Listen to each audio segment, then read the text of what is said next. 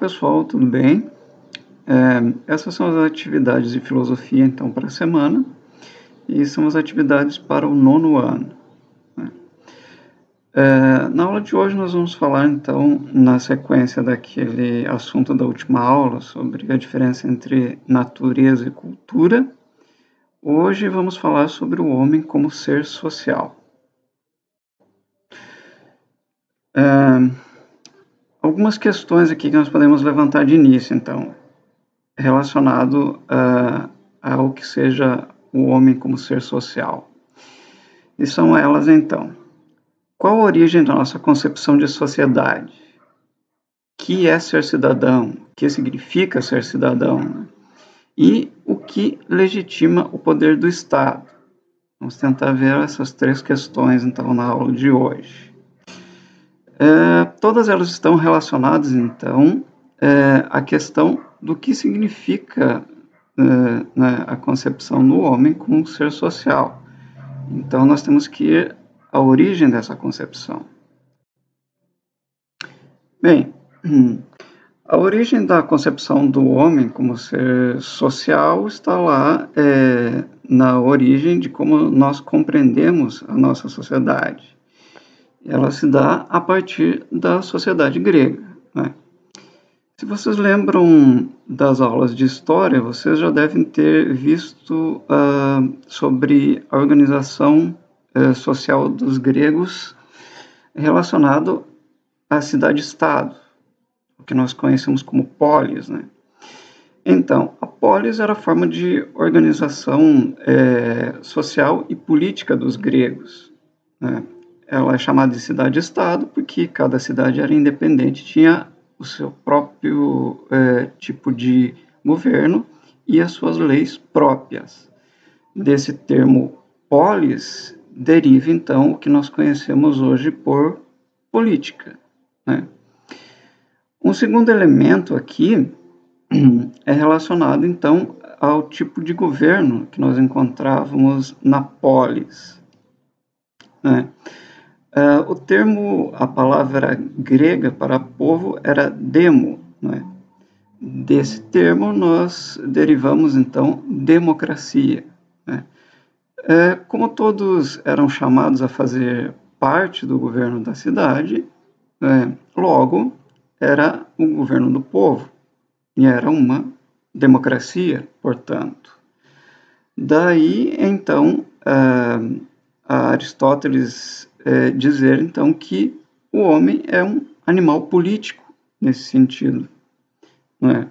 Porque ele faz parte da polis, né? E ele é cidadão, então, a partir do momento em que participa das decisões, né, democráticas dentro da polis. Ok? Então, essa pode ser uma primeira definição, né, e é a origem mesmo, né, do que nós entendemos, né, por ser cidadão. Mas veja que para os gregos, ser cidadão era algo né, bem mais forte, era bem mais participativo, exigia a participação mesmo nas decisões que eram tomadas dentro da polis. Ok?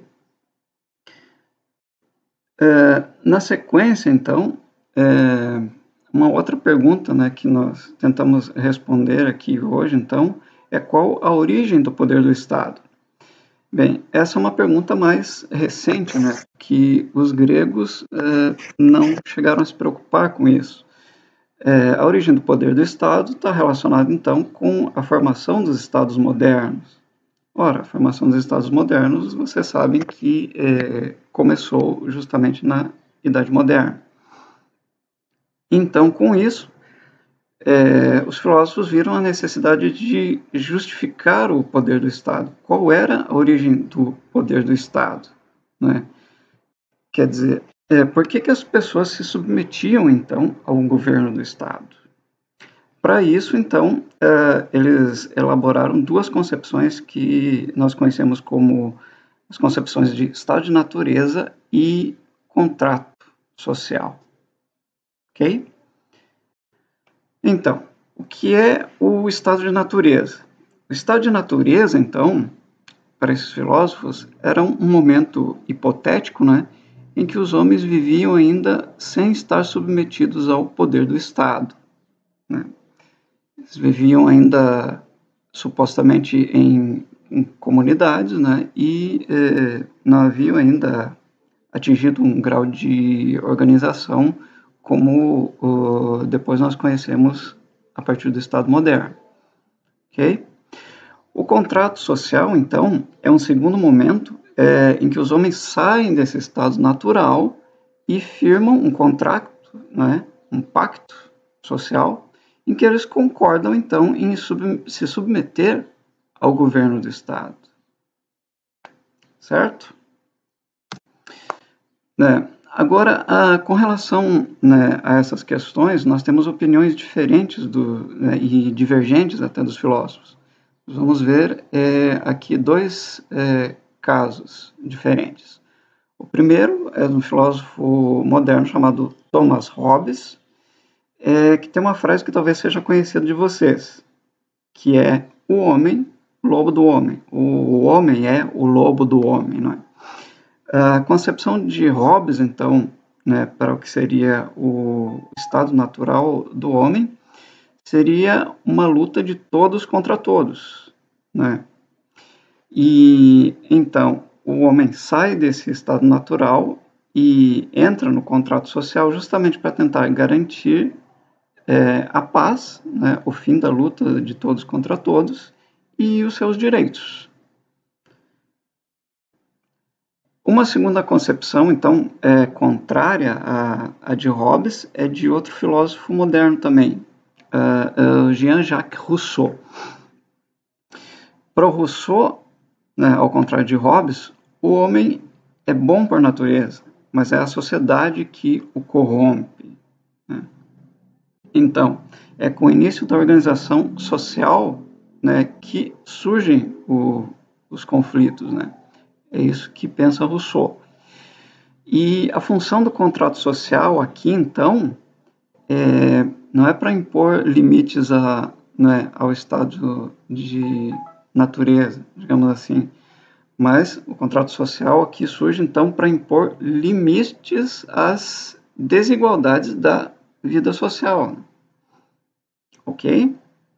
Então, vejam que são duas concepções aqui diferentes e contrárias, né? No entanto, as duas aqui apelam à função do contrato social. Então, qual a relação do contrato social e do poder, a origem do poder do Estado aqui, né? É a seguinte, mesmo em concepções divergentes como as de Rousseau e de Hobbes, né, o contrato social ele tem a função, né, onde os indivíduos de uma sociedade concordam em fazer um pacto que transfere a vontade coletiva de todos ao Estado. E é isso que confere poder ao Estado, então, ao governo do Estado. Ok? Bem, espero que vocês tenham compreendido aqui um pouco sobre as questões levantadas aqui na aula. Não se esqueçam, então, de ler o material impresso, não se esqueçam de ler o texto também e responder as perguntas, ok? Bem, por hoje é isso. Até a próxima.